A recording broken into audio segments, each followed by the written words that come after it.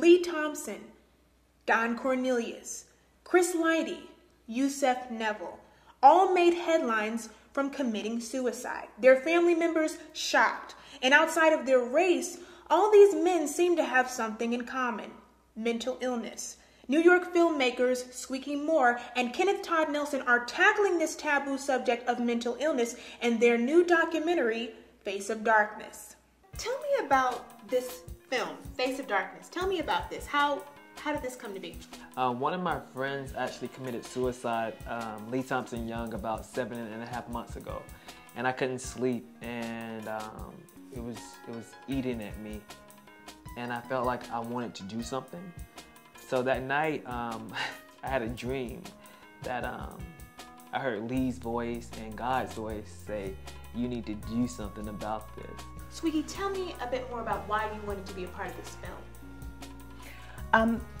It really just made sense for me as just a person, and I struggle with depression. And then as a filmmaker, I like to do niche films and films that affect our community, African American community. And so it made absolute sense to do this film. Our film is about that journey to healing. Yes. And unfortunately, we don't know the end for different people because every person is their own. It's all different. I mean, you two can tell your own story. You two have a story of how you got through it. Exactly, and that's why we want to do the documentary, because what we found and what I know from personal experience, African American men handle depression completely different. They number one, they don't even know that they have depression. They don't see doctors. There's so much attached to it. There's so much in the community that people don't want to talk about. You don't talk about mental illness. It's like, shh, you don't talk about it at church. You don't talk about it anywhere. So I want to break that stigma and let people know that they're not alone, that it's okay to talk about this. And here are some solutions that you have in your tool bag. What it is that you hope to accomplish with this film, what is that? I want people to know what they're going through. It's somewhat normal for a lot of people. I want people to know that they're not alone, that you have options, holistic measures. You can see doctors, you can see specialists, and that's one thing that this documentary is going to demonstrate. There's so many different ways you can go about this. I want this to be a free your mind. Everyone is all in. Hey, oh, really? You're struggling with that? Well, free your mind. It's a no-brainer. They know where to go. They know different. You want to remove the stigma. Right. Totally remove the stigma. Remove the stigma. What have you guys learned about mental illness in this process? It's a lot more common than what people, it's like everyone in their family that I've talked to has someone in their family that has related to some of this. So I realized that we're all connected. Fantastic.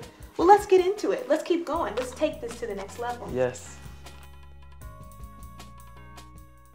So we expect our black boys and black men to be angry, but we don't expect them to be sad or depressed or even to have days where they just typically feel blue. And I think if we get to a point where we can understand that these are human emotions, they're not gender specific, then we can allow not only our black girls but our black boys to be able to express how deeply they're hurt and how deeply they are in pain. We have to actually experience these things. We have to talk about these things because our boys are also dying from this. Crazy, nuts, insane. These are just some of the terms used to label people who are struggling with mental illness. And what should be diagnosed as a psychological disorder is often written off as lunatic, and sometimes way too late to provide any help.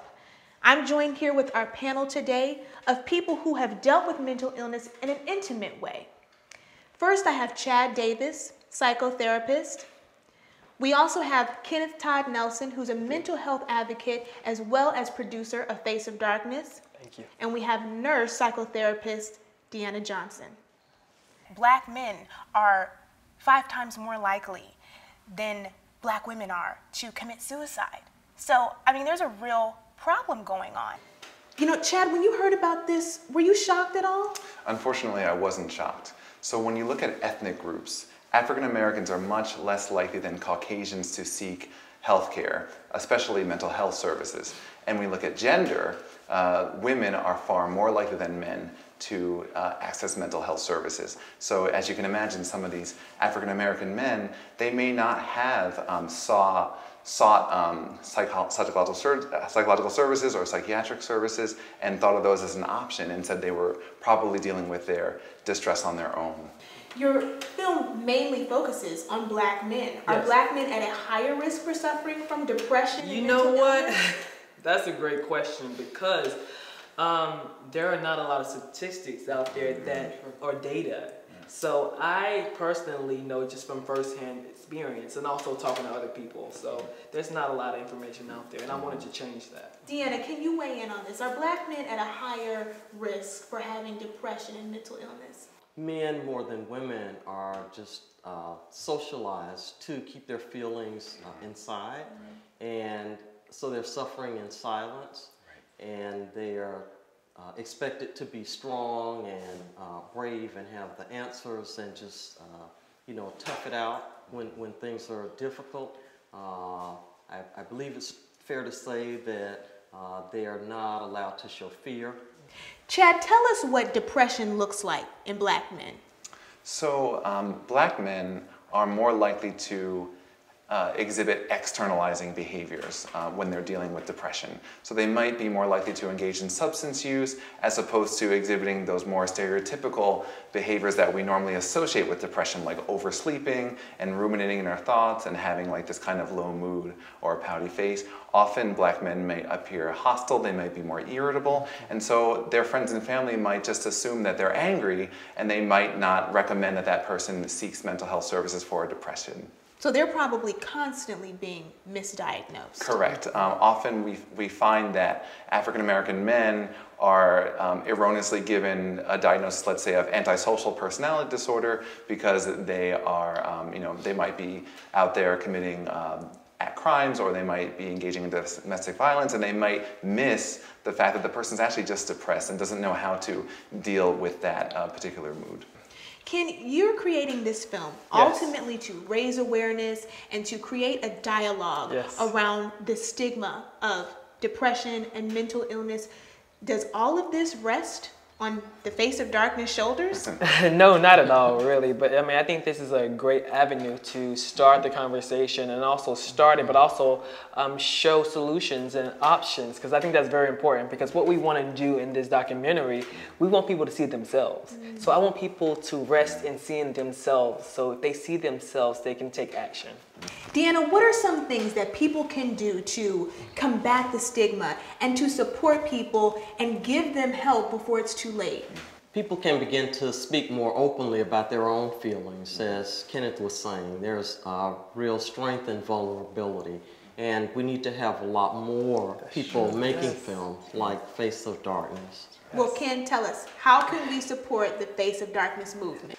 People can go to Face of Darkness Documentary on Facebook, and also you can go to faceofdarknessdocumentary.com, so you can link up with us, because as you guys know, to start any movement, you need resources, you need money, and we're trying to get the message out there and save lives, but we need money to make it happen.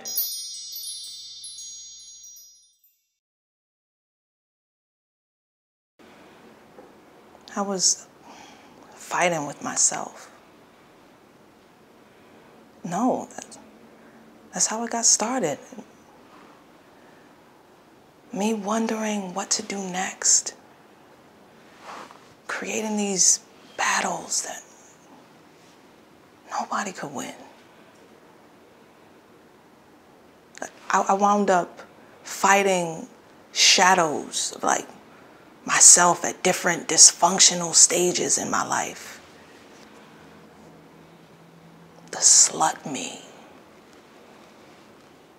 the prim and proper me, the me who just wanted to be like this raging alcoholic, just smash glass up against the wall.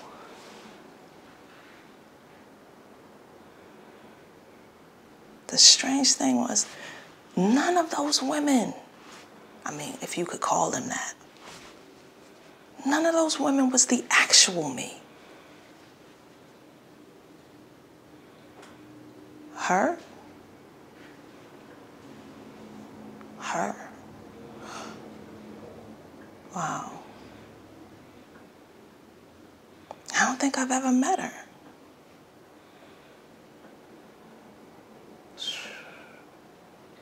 I don't think I've ever met her.